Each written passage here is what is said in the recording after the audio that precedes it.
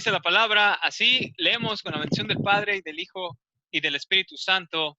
Menciona, porque ¿qué aprovechará al hombre? Aquí hombre significa a la persona, a la humanidad. ¿Qué aprovechará al hombre si ganare todo el mundo y perdiere su alma? ¿O qué recompensa dará el hombre por su alma? Esta última pregunta se refiere a qué pago podremos dar nosotros para la salvación de nuestra alma. Versículo 38. Porque el que se avergonzare de mí y de mis palabras en esta generación adúltera y pecadora, el Hijo del Hombre se avergonzará también de él cuando venga en la gloria de su Padre con los santos ángeles. Vamos a hacer rápidamente una oración. Padre, te damos gracias porque estamos aquí presentes, Dios Santo. Te pedimos nuevamente que tú bendigas esta tu palabra, Señor, que le des paz a todo aquel que la escuche, que en tu misericordia, bendito Dios, des fortaleza, des unción, des unidad, bendito Rey. Te pedimos por todos los médicos, todos los enfermeros, Señor, que están trabajando durante esta pandemia, que tú los cuides, que los protejas. Te pedimos asimismo, Señor, por todos aquellos que están enfermos, no solamente de esta plaga que está pasando, sino de aquellas enfermedades, Dios Santo, en los cuales muchos de ellos ya son terminales. Te pedimos que hagas el milagro en ellos, Dios Santo, que los toques y que puedan ser sanados. O bien, que ya no sientan más dolor, que les des paz a su alma y una reconciliación contigo, Padre eterno. Asimismo, fortalezcas a sus familiares, bendito Dios, para la gloria de tu Hijo amado, el Señor Jesucristo. Amén. Nuevamente, que el Señor les bendiga. Muchas gracias por estar aquí reunidos. En esta semana hemos hablado sobre las cuarentenas bíblicas, hemos hablado sobre Nínive, también de los significados o propósitos con los cuales Dios ha metido a una ciudad o a una persona en específico en un periodo de 40 días para fortalecerles, para darles ánimo. En este tiempo es muy destacable lo que está sucediendo. Tenemos en la historia al profeta Elías, el cual estaba sumamente desanimado, y en esos 40 días de camino el Señor trató con él y lo reanimó nuevamente. Hablamos de la entrada triunfal del Señor Jesucristo a Jerusalén, de la crucifixión, las 7 palabras, y ayer hablábamos sobre la resurrección. Hoy el título de este mensaje es A escondidas. En este texto en el cual se menciona, ¿de qué le sirve al hombre ganar al mundo si al final pierde su alma? Es una pregunta que el Señor Jesucristo le da a la humanidad, porque muchas veces nosotros tenemos nuestra idea centrada en muchas cosas. Muchas de esas cosas a veces es el reconocimiento de las personas o distintas cosas que pueden venir. Sin embargo, en este caso, el texto inicial nos demuestra esa pregunta, o sea, ¿o qué pago podremos dar cada uno de nosotros por nuestra alma? Esto es, ¿qué le podemos dar a Dios para que Él nos pueda dar la salvación? Si es que nosotros finalmente nos extraviamos o nos perdemos. La respuesta, queridos hermanos, es no podemos dar absolutamente nada para poder alcanzar esa salvación. Por eso el Padre envió al Hijo a morir en la cruz para darnos la salvación por regalo, por gracia, y obtenerla mediante el arrepentimiento y la regeneración de nuestro corazón por medio de la Escritura. El apóstol Pablo mencionó: renovaos, o sea, renuévense cada uno de ustedes ahora con el entendimiento del mensaje de la Escritura.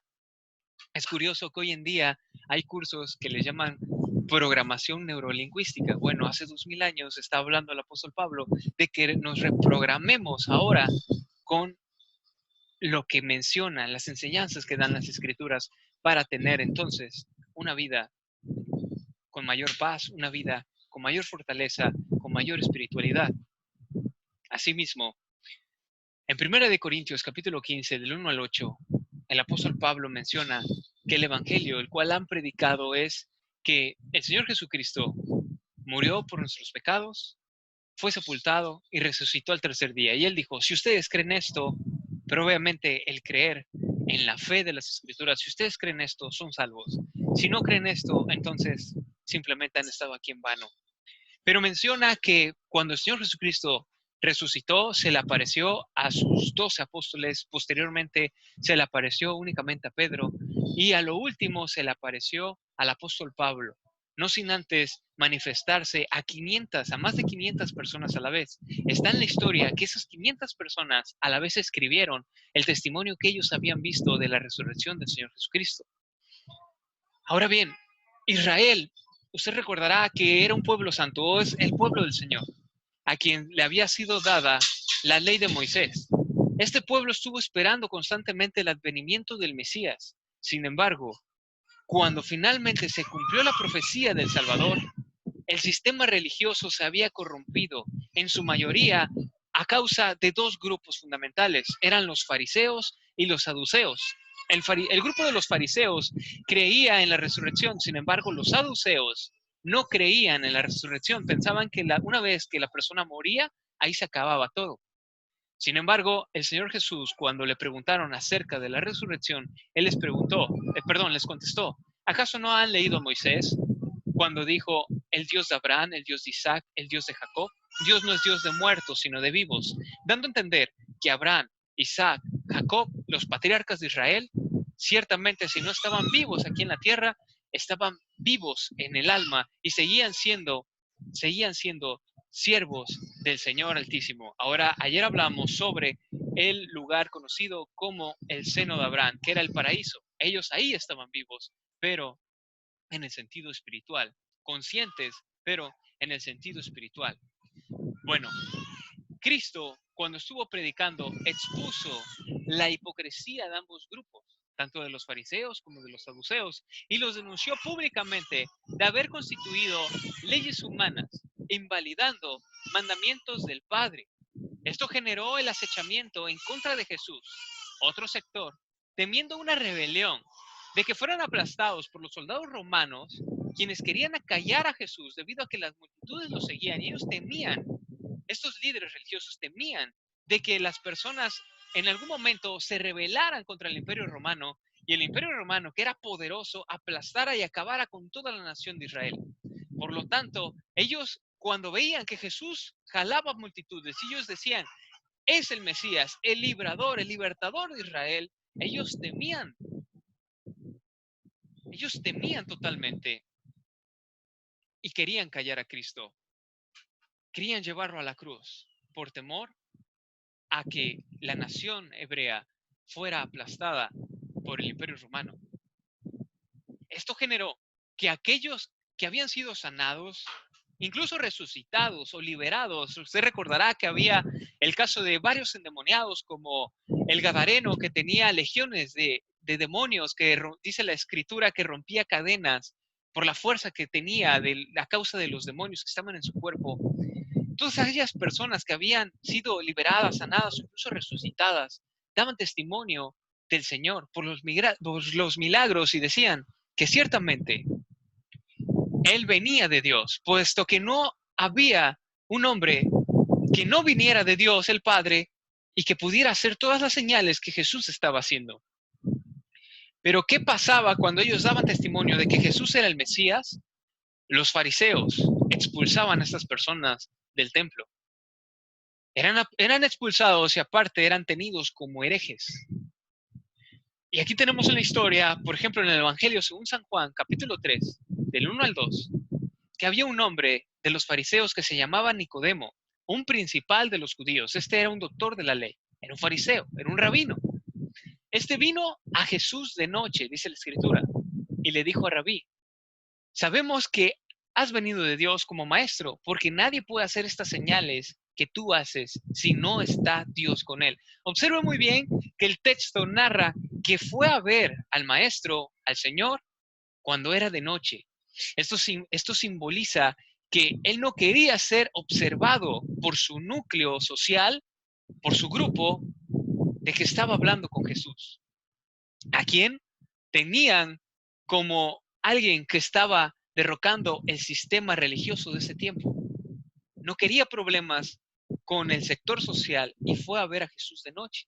Y le mencionó, creemos, pero realmente él decía, creo que has venido de Dios, porque las señales que haces nadie las puede hacer si no está Dios con él. Sin embargo, fue una confesión en lo oculto, en lo secreto. Asimismo, también habla en el capítulo 19, del 38 al 42, también del Evangelio según San Juan, cuando ya el Señor Jesús había sido muerto en la cruz, menciona, después de todo esto, José de Arimatea. Este personaje llamado José de Arimatea también era uno de los principales de Israel y del concilio, y no aparece antes de este texto, no aparece en la historia, y de ahí no vuelve a aparecer, pero revela algo muy importante.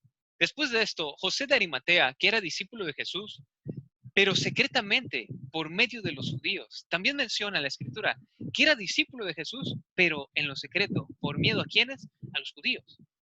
Y a los judíos se refería al núcleo, a la élite, no a los judíos del vulgo, sino a los judíos que estaban en el servicio del templo, en la élite religiosa. En Israel, las personas más importantes eran aquellos que tenían un cargo eclesiástico. Y menciona que rogó a Pilato que le permitiese llevar el cuerpo de Jesús, y Pilato se lo concedió. Entonces vino y se llevó el cuerpo de Jesús. También Nicodemo, el que antes había visitado a Jesús de noche, lo vuelve a referir la escritura. Vino trayendo un compuesto de mirra y de aloes, como 100 libras.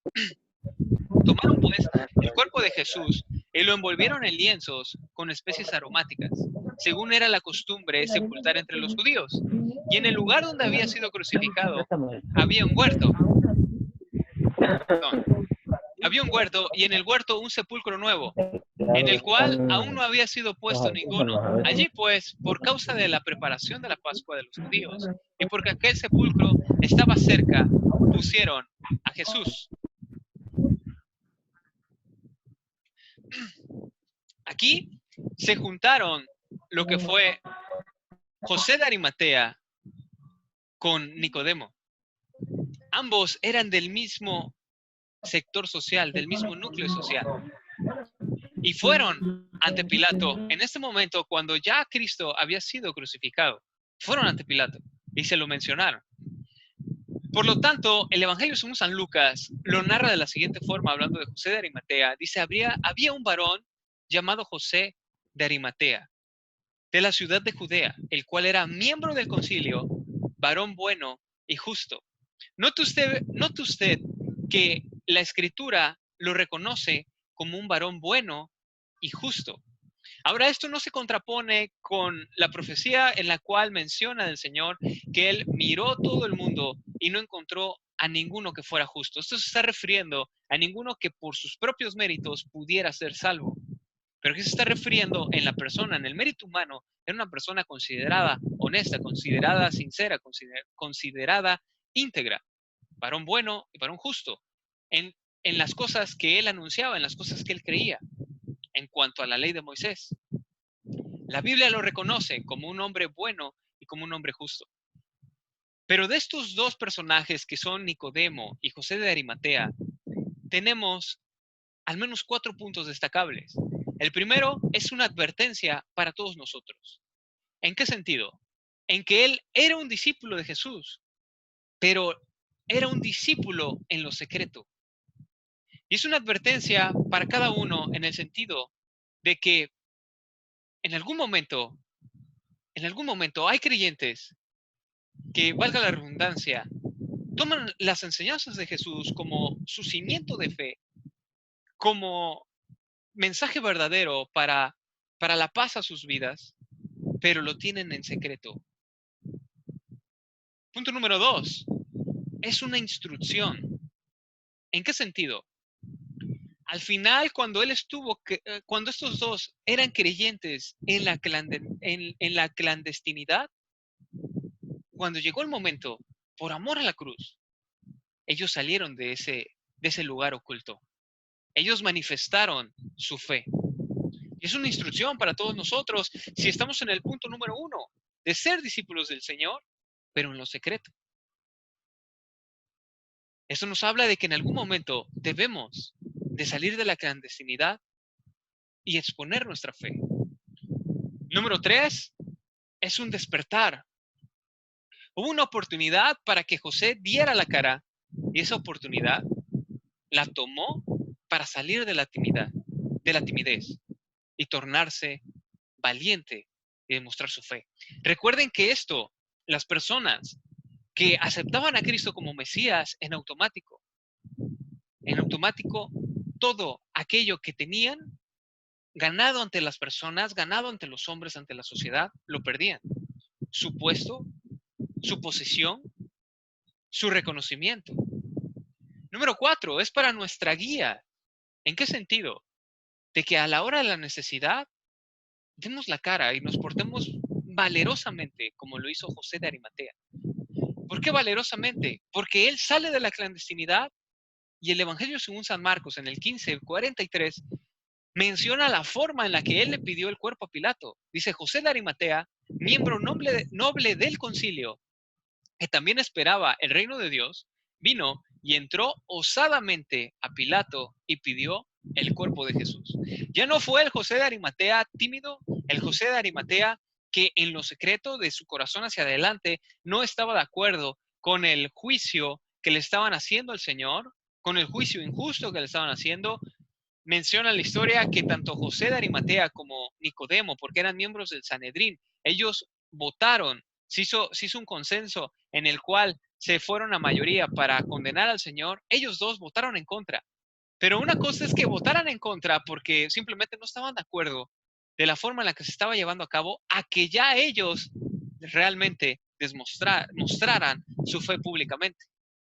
Y la historia menciona que José de Arimatea, después de haber pedido el cuerpo del Señor Jesucristo y haberle obsequiado, por así decirlo, el sepulcro, porque fue un sepulcro donde usado para las personas adineradas en ese tiempo, fue una vez que los fariseos se enteraron de lo que había hecho José de Arimatea, fue encarcelado, dice la historia judía de este tema. Fue encarcelado, perdió su estatus social, fue expulsado del templo, pero también menciona, hay una historia que cuando Cristo resucitó, se le apareció a José de Arimatea, y así como Pedro fue liberado cuando estaba en prisión sentenciado a la muerte, y fue liberado por un ángel que le abrió la celda para que él pudiera salir, así de ese mismo modo, cuando Cristo se le apareció a José de Arimatea, le abrió los cerrojos para poderlo liberar de una manera milagrosa. Eso también nos habla de que de una u otra forma el Señor Jesucristo va a honrar nuestra fe.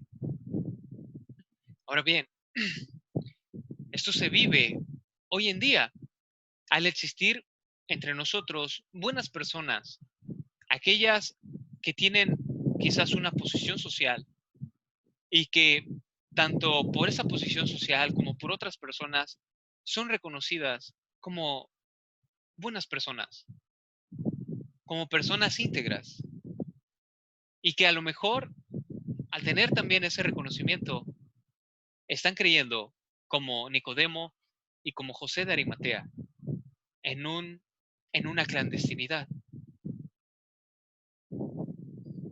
Y hoy en día, desafortunadamente, algo sucede, no en todos los sectores, pero algo sucede que a veces se dice que Jesús, incluso ya tomándolo como Mesías, como lo creemos los que estamos aquí, pero Jesús en el sentido también histórico es el personaje de alguna forma más discriminado o de los más discriminados. Porque ciertamente se puede hablar con libertad de Jesús, pero no es muy aceptado en ciertos núcleos sociales hablar de Jesús. Es muy aceptado hablar de algún pensador, de algún filósofo, en algo que haya aportado en alguna frase, en algún pensamiento célebre y que sea una buena enseñanza. Es aceptado por todos. Pero en algunos de los casos, cuando se va a hablar de alguna enseñanza y se dice que viene de Jesús, en automático hay un rechazo. Obviamente no como en estos tiempos, pero aún con ese rechazo, que a lo mejor lo podremos decir que es mínimo, hay personas que tienen su fe en la clandestinidad.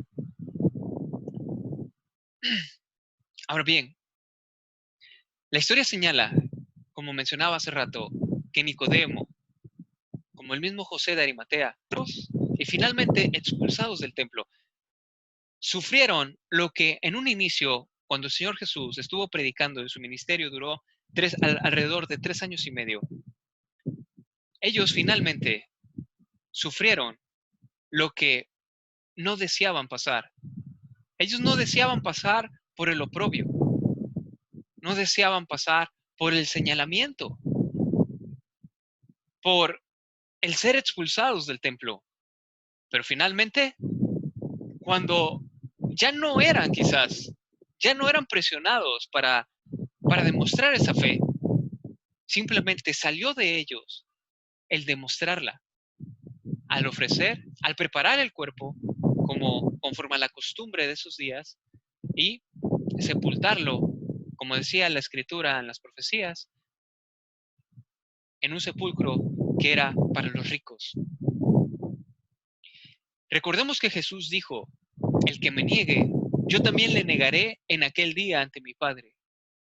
Pero el que no me niegue, yo lo confesaré delante de mi Padre y delante de sus santos ángeles. Para finalizar, debemos de preguntarnos, cada uno de nosotros, ¿qué es la fama? ¿Y qué alimento puede darnos esa fama o ese reconocimiento ante las personas? ¿Qué alimento puede darnos para nuestra alma? Dijo el sabio Salomón que tanto al rico como al pobre les acontecerá el mismo suceso. Ambos en algún momento morirán. Ambos en algún momento moriremos. Pero debemos de asegurarnos cada uno de nosotros de que el Señor en aquel día no nos diga, no te conozco, como en la parábola de las 10 vírgenes, que tocaron y dijeron, Señor, ábrenos. Y él salió y dijo, de cierto os digo, no les conozco. O en el caso de aquellas personas que mencionarán, en tu nombre profetizamos, en tu nombre hicimos milagros, pero el Señor les dirá, no les conozco. Asegurémonos de que el Señor que está vivo, el Señor que ha resucitado, sepa de usted y sepa de mí. Y no quiere decir que en su omnipotencia y en su omnisciencia no le conozca, sino en ese sentido de que no neguemos a Dios, no ocultemos nuestra fe delante de las personas. ¿Y a qué se refiere esto? Bueno, hoy en día no hay persecuciones. Hoy en día no hay nada de eso. Pero quizás usted en algún momento tenga la oportunidad de hablar con alguien que esté atribulado, alguien que necesite una palabra de paz, y tenga usted que citar alguna enseñanza que Jesús dio, alguna enseñanza que dio alguno de los apóstoles, algún acontecimiento.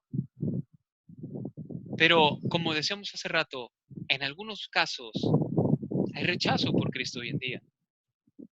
Que ese rechazo no nos haga ser creyentes a escondidas, sino tengamos una fe que no esté en lo oculto, una fe a la vista de los demás, a la vista de las demás personas y sobre todo a la vista del Todopoderoso. Termino con esta historia. Hablamos sobre el sacrificio de Cristo en la cruz en estos últimos días. Y termino con esta historia. Hace algunos años, en una de las tribus de Estados Unidos, empezó a suscitarse un acontecimiento en el cual estaban estaban robándose las gallinas. Ya se habían robado 10 gallinas de la pequeña comunidad. Entonces el líder de esa comunidad mencionó que al que descubrieran que era el causante de ese robo de gallinas, iba a ser sentenciado a 20 latigazos. Pasó una semana, pasaron 2 semanas y no encontraban al responsable hasta que pasadas 3 semanas ya el robo de gallinas se había incrementado. Entonces, aquel líder mencionó que ya no iban a castigarlo con 20 latigazos, sino que ahora le castigarían con 50 latigazos. Llegó al mes y las gallinas se seguían desapareciendo. Ya eran alrededor de más de 90 gallinas que se habían desaparecido y el líder de esa comunidad mencionó que a aquella persona responsable, cuando la agarraran, le iban a dar 100 latigazos. Pasado un tiempo, descubrieron que el responsable del robo de gallinas era la mamá del líder. Por lo tanto, los ancianos de esa comunidad quedaron a la expectativa y dijeron, ¿qué va a hacer el líder? ¿Acaso va a perdonar? ¿Va a perdonar a su mamá? Porque va a perdonar a su madre, porque ni modo que la va a latigar, pero era un líder sumamente íntegro.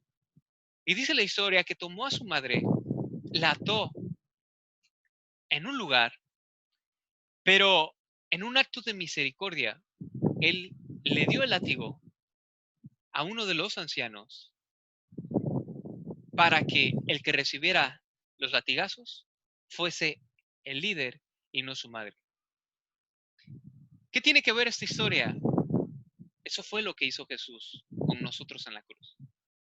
Él se tomó en un acto de misericordia y se puso en lugar de nosotros para recibir el juicio que el Padre tenía para cada uno de nosotros.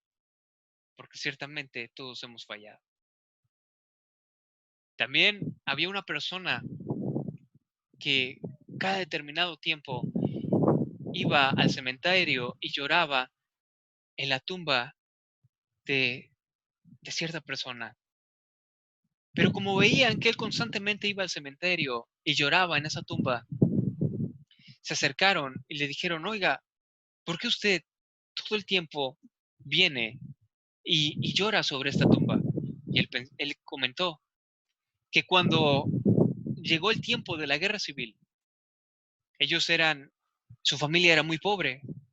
Por lo tanto, si él se iba a la guerra, obviamente en la guerra iba a morir. Y él, al ser el único sustento de su familia pobre, iba a condenar a su esposa y a sus 2 pequeños hijos a morir probablemente de inanición. Pero que un muy buen amigo de él tomó su lugar para ir a la guerra y efectivamente falleció.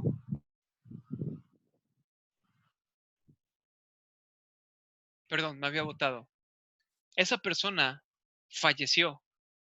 Entonces, él iba a la tumba y en agradecimiento lloraba por su amigo, porque él había tomado su lugar para morir en la guerra y que él pudiera estar con su familia y seguir viendo por ellos. Eso fue lo que hizo Jesús por nosotros. Fue a la cruz, fue al juicio del Padre, bebió la copa de la ira por cada uno de nosotros. Por lo tanto, José de Arimatea y Nicodemo, al entender lo que Cristo había hecho en la cruz, fue lo que los impulsó a ya no tener más una fe en lo secreto, sino tener una fe en lo público. Y en algún momento, la presión social va a impulsar a esconder esa fe, va a impulsar a negar los mandamientos o preceptos de Dios en su palabra, va a impulsar a eso. Pero cada uno de nosotros, sin importar el ámbito social, sin importar las presiones sociales, sin importar los cambios sociales, debemos de tener en nuestro corazón una convicción de lo que es la palabra del Señor y de lo que a Él le agrada, de lo que realmente es bueno, de lo que realmente es malo, no como Dice el profeta Isaías, hay de aquellos que a lo bueno llaman malo y a lo malo bueno. Por lo tanto, esto es una invitación a, si hemos creído en Cristo, si hemos orado a que Cristo entre en nuestro corazón, si lo hemos recibido como nuestro único y verdadero Salvador, como el camino al Padre, ¿lo hemos creído? Esa es una invitación para que tengamos esa fe pública delante de las personas y no estemos siendo creyentes en clandestinidad. Por lo tanto, les invito a que nos despidamos haciendo esta oración, a que cerramos nuestros ojos y hagamos esta oración. Padre, en el nombre del Señor y Salvador Jesucristo, te damos gracias por tu gran amor y tu sacrificio, Señor. Te pido, bendito Rey, que inundes el corazón de cada uno de nosotros con paz, con paciencia, con amor, con templanza, con benignidad, con mansedumbre, con fe, Señor. Aquello que la Biblia llama como el fruto del Espíritu Santo, que está en nosotros, Señor. Ese fruto está en cada uno de nosotros. Para tomar, Dios Santo, decisiones correctas. Padre, no equivocarnos en los caminos que tengamos que seguir. Identificar, Padre Eterno, cuáles son los caminos aprobados y de esas opciones, escoger el mejor. Siendo guiados por tu dirección, Señor. Porque ¿de qué le servirá al hombre ganar al mundo entero si al final pierde su alma? Ciertamente te pedimos que nos proveas, que nos prosperes, que nos des, Señor, lo necesario, bendito Dios. Pero que también nos des la valentía, bendito Padre, de tener una fe al descubierto. Para tu gloria, bendito Dios. Para tu honra, para tu alabanza. En el nombre del Padre, y del Hijo, y del Espíritu Santo de Dios. Amén. Que Dios les bendiga a cada uno de ustedes. Siempre es un gusto estar con ustedes. Que Dios les bendiga. Y les mando un saludo. Que estén muy bien. Bendiciones.